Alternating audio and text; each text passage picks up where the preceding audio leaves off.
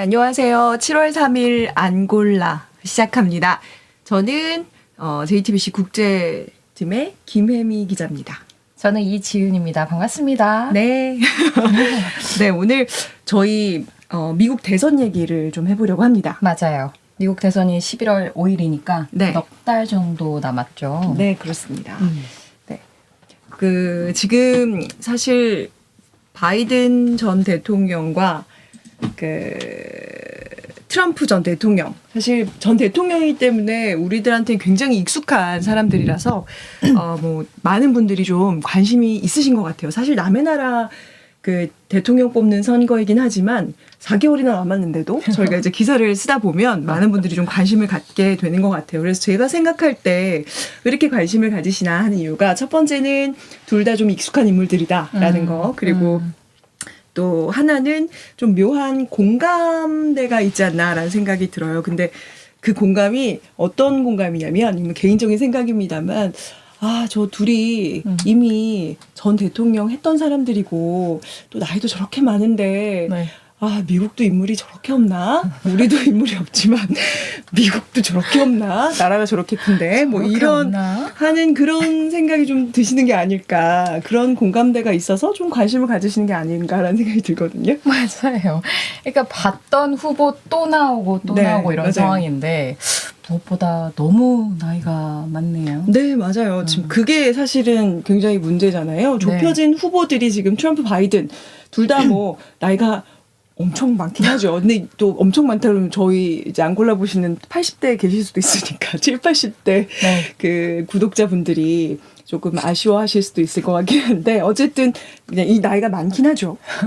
네. 대통령직을 수행하기에 숫자가 많다라고 맞습니다. 표현을 저희가 할까요? 네, 그렇게 하죠. 그러니까 민주당과 공화당 전당대회 때 이제 후보 지명까지 끝까지 봐야겠지만 네. 토론에서 그렇게 죽을 썼는데도 일단은 민주당을 대표할 가능성이 높은 거는 조 바이든 현직 대통령. 네. 1942년생입니다. 네. 만약에 재선에 도전을 해서 잘 되면 내년에 취임하는 해에 82살입니다. 그러면 4년 임기니까 임기를 마칠 때는 86살이 되는 거죠. 네. 이미 미국에서 현역 대통령으로는 최고령 대통령입니다. 공화당도 도널드 트럼프가 전당대회에서 지명될 가능성이 현재로서는 높은데 네. 1946년생입니다. 만약에 재선을 하면 내년 취임하는 해에 78살, 임기가 끝날 때는 82살. 그래봐야 80대 언저리 비슷하죠. 네. 제3지대 무소속 후보는 누가 있을까 싶어서 봤는데, 케네디 명문가의 로버트 FK 주니어 무소속 후보로 나섰는데 여기는 1954년생, 취임하는 해 기준으로는 71살이랍니다. 그래도 좀 어리네요. 차라리 젊어 보일 정도. 네. 지금 저희가 네. 사진 한 장 보여드리고 네. 있는데, 이게 이제 보스턴 글로브즈에서 만든 그 이미지 컷이거든요. 근데 이제 grumpy old man 해가지고 굉장히 그럼피한 누가 그럼피예요? 노인들이다. 이런 네. 건데요. 네. 하여튼 좀 미국 평균 연령이 사실은 그렇게 제가 알기로는 높지 않은 걸로 알고 있는데, 그들에 비하면 또 더 높은 거죠. 그렇죠. 제가 워싱턴 포스트 조사 보니까 현재 기준으로 미국인 평균 나이가 38살 정도래요. 그러니까 대통령 평균 나이보다 지금 40살 이상 적다는 얘기잖아요. 네. 여기에서 웃긴 게 미국 헌법이 대통령 출마할 때 35살 이상이어야 된다, 이렇게 명시를 하고 있거든요. 그런데 아니 왜 나이 제한에 엇비슷하게 나오는 후보도 없는지 네. 이런 생각이 들어요. 그나마 공화당에서는 지금 중도 포기는 했지만 1970년대와 1980년대 출생의 후보들이 있긴 있었거든요. 네.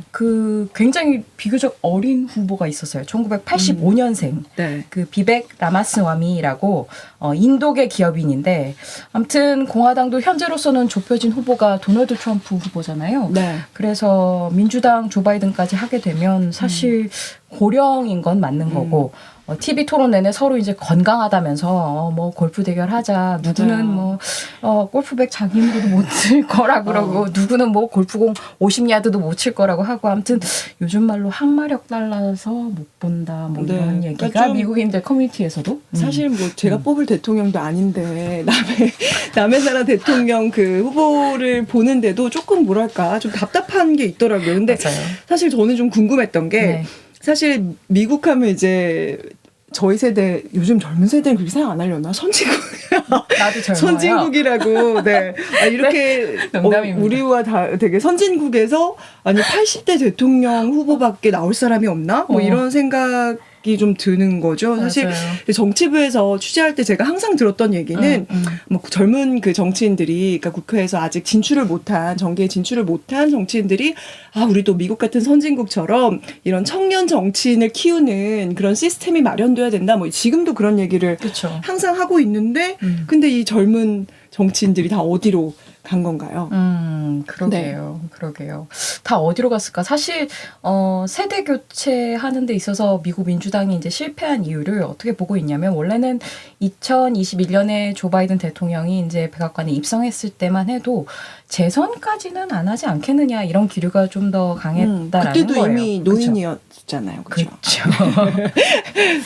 부통령 땄고 네. 하니까 뭐 이번에 한 번 정도 하겠지 이렇게 그렇죠. 생각을 했던 거죠. 대통령을 하기에는 네. 노인인 편이었으나 그래서 어쨌든 재선을 점친 기류가 강하지는 않았었는데 그러다 보니까 이제 당 안팎에서 이제 잠룡들이 뭐 여러 사람 이제 검토가 되어 오다가 막상 이제 2022년 취임 이듬해 이제 중간 선거를 하고 나니까 생각보다 결과가 나쁘지 않았던 거예요. 민주당이 상원 다수당을 차지를 했고 네. 하원 의석수도 공화당에 크게 밀리지 않았고. 그러니까 바이든이 그렇죠, 그렇죠.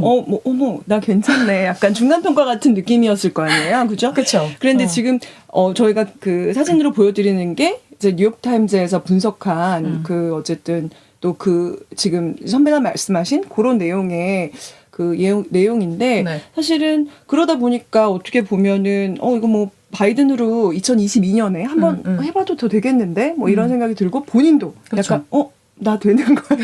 나 한 번 더 해도 뭔가 될 것 같은데 라는 그런 어떤 생각을 좀 하게 되겠죠, 아무래도. 그렇죠. 그러니까 중간 선거가 사실 중간 평가 격이니까 바이든 측근이나 가족들도 이대로면 재선도 괜찮을 것 같아라고 하면서 이제 여기저기서 이제 좀 재선 도전해 봐라라고 부추기기 시작했다라는 거죠.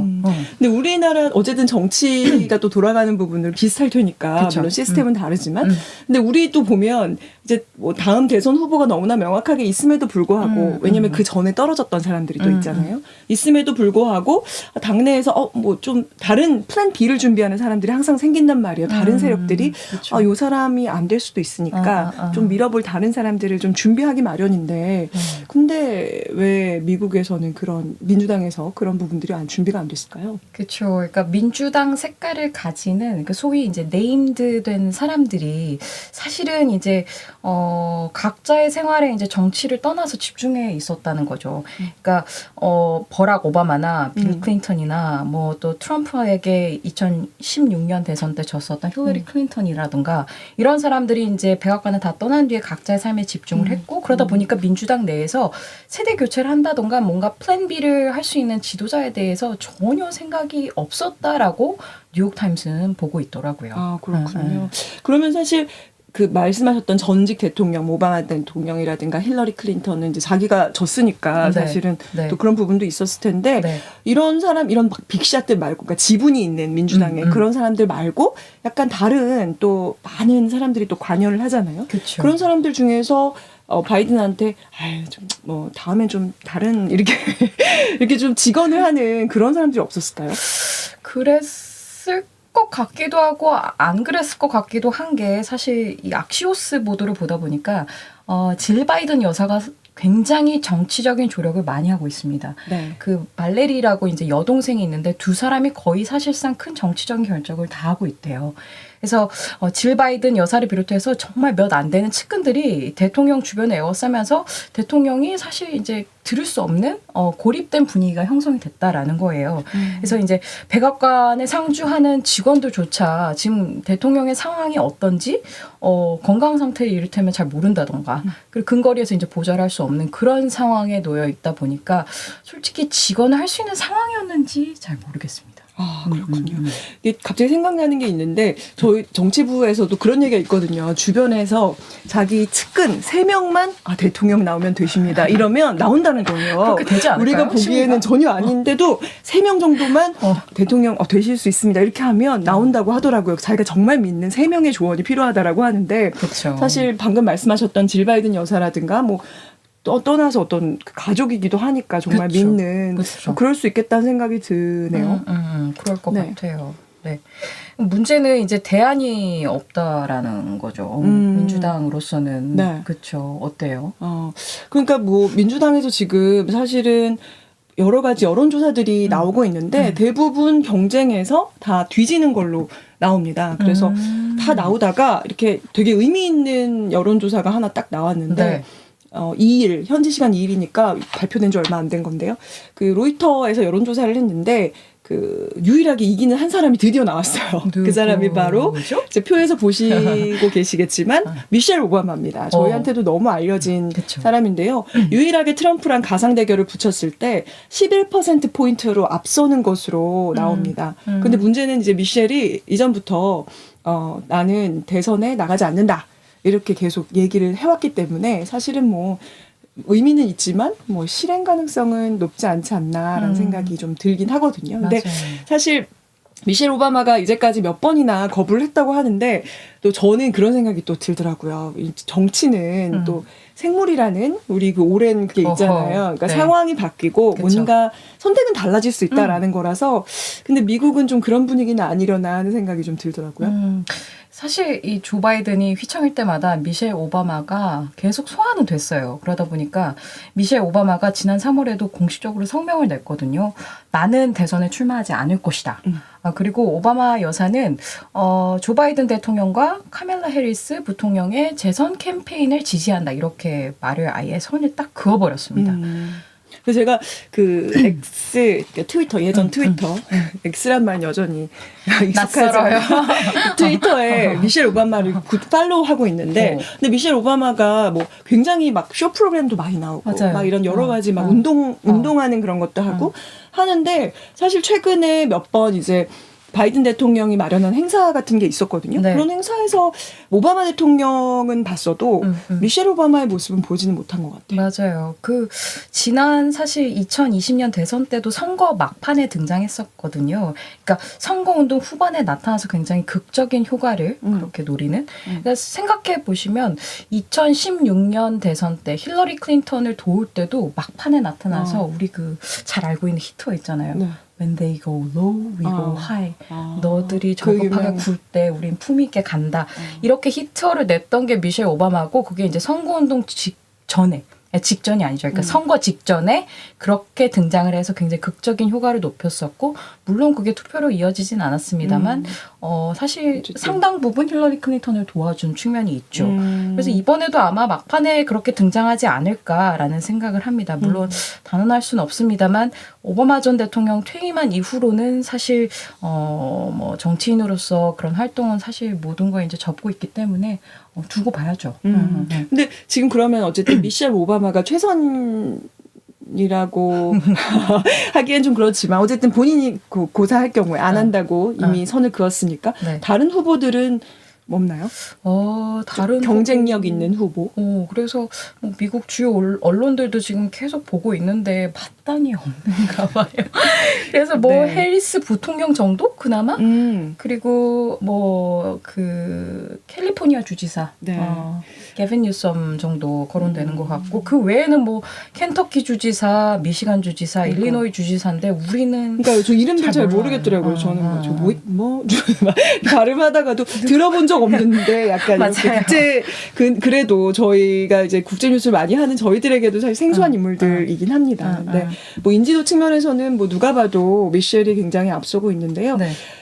사실 오바마 대통령의 생각은 어떤지가 좀 궁금해요. 일단 뭐 부인에 대해서는 그렇지만 민주당이 아까도 얘기했지만 확실한 지분이 있는 오바마 대통령은 여전히 TV 토론을 폭망했어도 바이든이 그래도 여전히 지지한다 이런 입장인 거죠. 맞아요. 사실 저는 그 생각은 했거든요. 그러니까 오바마 전 대통령이 잘 모르니까 한 번 더? 뭐 이런 생각도 할 수 있잖아요. 근데 아시다시피 재선을 했고 이미 네. 재선을 하게 되면 미국은 3선은 이제 불가해요. 그래서 뭐 얼마 전에 제가 지금 그 이코노미스트랑 유고부랑 조사했던 걸 보니까 미국인의 54%가 오바마 전 대통령에 대해서 굉장히 호의적으로 보고 오. 있긴 하더라고요. 그러나 추만을 할 수 없는 상황. 네. 어쨌든 그렇게 되면은 오바마에 대해서 그렇게 호의적이라는 거는 오바마의 말을 미국인들이 굉장히 또 신뢰할 수 있다라는 측면이 있는 건데 오바마는 일단 이번에 그렇게 망했다라고 평가를 받는 TV 토론 이후에도 공식적으로는 조 바이든을 여전히 지지하고 있다라는 입장을 밝혔어요. 그 X 계정에다가 안 좋은 밤을 보낸 건 아는데 trust me, 나를 믿어봐라. 나는 안다. 이렇게 얘기를 하면서 이번 선거가 평범한 사람들을 위해서 평생 싸운 사람과 자기만을 생각하는 사람, 여기서 트럼프로 얘기하는 거겠죠. 네. 그 사이의 선택입니다라고 언급을 했어요.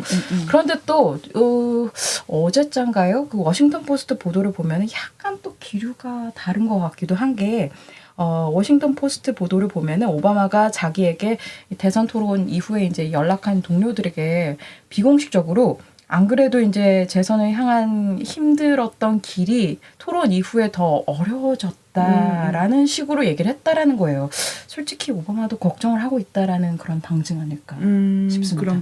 그러면 뭐 사실 이게 오바마가 마음을 돌리든 예를 들면 뭐 오바마도 바이든보다는 민주당을 더 사랑할 거 아니에요.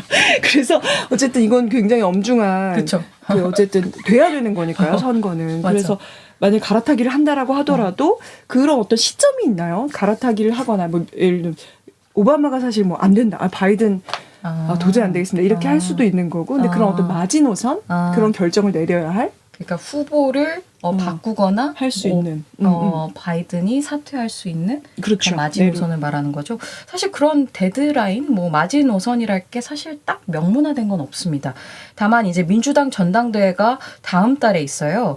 그때까지 시간이 한 달쯤 남아 있거든요. 그래서 전당대회에서 민주당 공식 후보를 지명하는 자리거든요. 근데 지금 아직까지 조 바이든이 공식 지명된 상태는 아니에요. 그러니까 가장 베스트는 지명되기 전에 바이든 스스로 물러나기로 결정을 하거나 아니면 다른 후보가 내가 한번 해볼게 하고 도전을 한다던가 정말 아니라면 그것도 아니라면 전당대회가 다 끝난 뒤에 바이든이 물러나서 민주당이 전국위원회라는 그런 기구가 있는데 바이든을 대신해서 트럼프를 대항할 후보를 또 다른 누군가를 뽑을 수는 있어요. 그런데 여기에서 함정이 앞서도 말했지만 마땅한 사람이 없다라는 거죠. 민주당은 사실 바이든을 대신할 플랜 B 자체가 처음부터 없었고 그렇죠. 바이든은 사실 당 대선 후보로 지명받기 위해서 단독 후보 격으로 출마한 격이거든요. 그래서 민주당 전국위원회도 사실 그런 셈법이 복잡한데 그렇다고 해서 또 바이든이 지금까지 또 물러나겠다라는 그런 생각은 전혀 없는 것 같고 그래서 강제로 현직 대통령을 물러나게 하기도 쉽지는 않은 상황이고 그러니까 이 모든 과정이 사실은 바이든한테 달렸다. 물러난다? 그러면 언제 물러나겠다는 것조차 바이든에게 달렸다. 그렇게 그렇군요. 봐야 될 것 같아요. 근데 지금까지는 어쨌든 나 토론 이번에 조금 컨디션이 안 좋았으니까 잘할 수 있어 뭐 이런 거잖아요. 그러니까 사실 다음 토론도 있잖아요. 다음 방송 토론도 맞아요. 제가 정확한 날짜가 기억이 안 나는데 어쨌든 미리 지금 잡혀 있는 걸로 그쵸. 알고 있습니다. 9월 ABC에서 하는 걸로 예정이 돼 있는데 이게 사실 TV 토론이 의무가 아니어서 도널드 트럼프가 나 안 할게 라고 해버리면 그냥 그럴 수도 안 있겠네요. 하는 거래요. 그래서 사실 저는 그 생각을 했어요. 바이든이 자기 생각을 안 하고 나의 생각 안 하고 너무 빨리 패를 깠다라는 생각이 들더라고요. 그러니까 TV 대선 토론이 이렇게 빨리 열린 적이 없대요. 그러니까 대선 치러지기 넉 달 전에 지금 패가 다 까진 상황이어서 넉 달 전에 이렇게 큰 무리수가 될지 민주당이 알았을지 바이든이 알았을지 좀 의아하긴 합니다. 네. 그렇군요. 네. 어쨌든 아직 남아있으니까 4개월이면 사실 엄청 많이 바뀌잖아요. 그럼요. 그래서 네. 저희 함께 안골라 앞으로 이제 좀 많이 그 중간중간에 여러분과 미국 대선에 대해서 좀 짚어보는 이런 시간들 마련할 테니까요. 앞으로 함께 좀 지켜봐 주시기를 부탁드리겠습니다. 네, 앙골라 함께 같이 하시기 바라고요. 여러분 퇴근 잘 하시고 저희는 또 찾아뵙겠습니다. 네, 감사합니다. 고맙습니다.